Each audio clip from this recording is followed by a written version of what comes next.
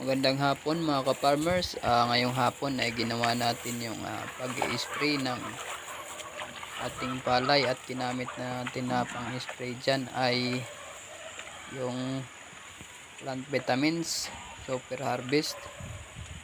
At ang epekto ng vitamina na yan ay ang pampatibay ng mga bunga ng ating palay at pang-iwas na rin sa mga peste ng palay mga ka-farmers. Kung makikita nyo ay ating palay ay mahaba na yung kanyang mga dahon at may mga bunga na rin paunti-unti. So kung tatanong kanyo mga ka-farmers, ayan may nakikita kayo mga putol na dahon. Yan ay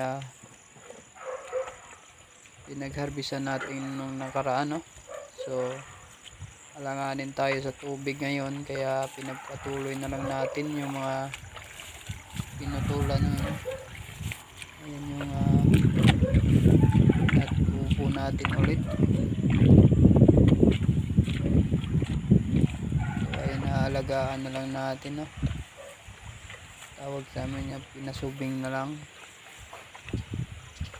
Alanganin kasi sa tubig ngayon kasi sobra na yung init, kaya pag nagpaararo pa tayo ay hindi na kaya ng ating taniman. Sinama na rin natin yung mga pilapil sa pag-i-spray. So yung gamit pala natin dyan na spray ay yung BP Kawasaki.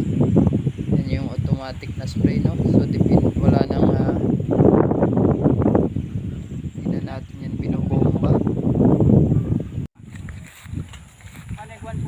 Charge lang yan at pagka napuno na ay diretso na pipindutin lang at i-adjust yung lakas. So ang ginawa namin dyan mga farmers ay ganyan na lang. Nung nakaraan ay nag-harvest tayo at pagkatapos na i-harvest ay hinayaan na lang natin na magkadahon ulit yung mga palay at sinabuyan na rin ang patabayan na complete.